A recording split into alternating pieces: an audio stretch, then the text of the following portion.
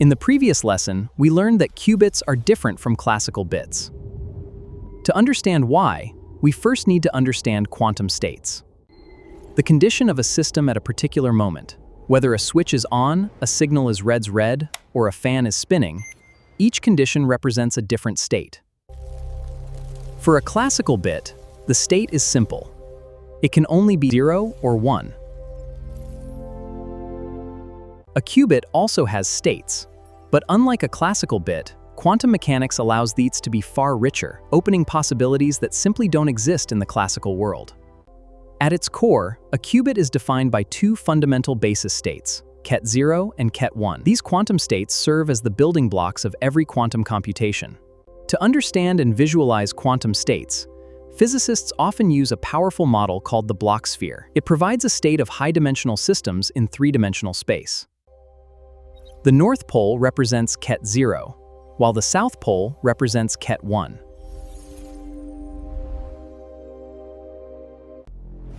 Unlike a classical bit, which can exist in only two states, a qubit can occupy an enormous range of states. Every point on the surface represents a valid quantum state.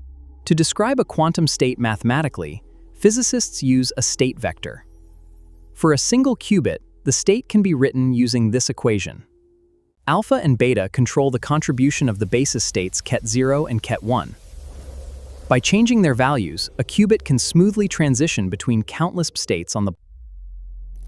By changing the values of alpha and beta, it changes the state of the qubit and its position on the block sphere.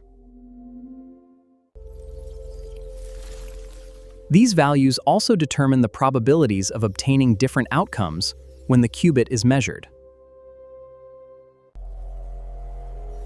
Measurement plays a special role in quantum mechanics. Observing a qubit changes how it behaves. When a measurement is performed, the qubit can no longer remain in superposition. The quantum state collapses into a definite outcome, producing either 0 or 1. One measurement tells us little. Yet repeating the experiment again and again, the hidden probabilities of the quantum state gradually reveal themselves through the measured results. A classical bit stores a single fixed value, either 0 or 1. A qubit, however, stores information's quantum state, allowing it to represent a far richer range of possibilities. But quantum states reveal something even more remarkable. A qubit can combine multiple possibilities in a way that has no classical equivalent. Let's summarize. A quantum state is built from the basis states Ket 0 and Ket 1. Alpha and beta determine the probabilities of measurement outcomes. This extraordinary phenomenon is known as superposition, one of the most powerful ideas in quantum computing. And that is where our journey continues next. One evening, while walking home from school, Arjun noticed something unusual. Tell me, young man, what do you see? A coin. No. You're looking at one of the greatest mysteries of the universe. The old man tossed the coin into the air. When a coin lands, it is either heads or tails. That is how we normally understand the world. But what about the moment before it lands? While it is spinning, it seems to be somewhere between heads and tails. Could it somehow be both? Suddenly, something impossible began to happen. The mysterious coin transformed into a gateway, a doorway to a hidden world beyond ordinary reality. Arjun discovered a world unlike anything he had ever seen, a hidden universe far smaller than atoms, a world governed by the strange laws of quantum mechanics. Here, Arjun encountered the building blocks of our universe, atoms, electrons, and quantum particles. But unlike objects in our everyday world, these particles behaved in very unusual ways. In the quantum world, particles do not always follow the rules we expect. They can behave in ways that seem impossible from our everyday experience. We first need to understand these strange quantum behaviors. Every smartphone, laptop, and computer around us processes information using bits. A bit is the small. It can have one of two possible values, 0 or 1. A classical bit must always choose one state.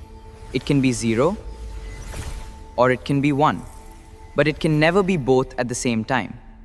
Unlike a classical bit, a qubit is not limited to just 0 or 1. It can exist in a range of quantum states. Scientists often visualize this using a model called the block sphere. A qubit can represent the state 0. Just like a classical bit, it can store a definite value. This is one of the possible states of a qubit. A qubit can also represent the state 1. So far, this may seem similar to a classical bit. But the real power of a qubit comes from something far more remarkable. A qubit does not have to be only 0. Instead, it can exist in a combination of both. This phenomenon is called superposition. Remember the spinning coin from the beginning of our story? While it is spinning, it seems to exist between heads and tails. Although a real quantum particle is much less understand the basic idea. Why is superposition so powerful? A classical computer explores one possibility at a time, but a quantum computer can represent many possibilities simultaneously. Welcome to the quantum realm.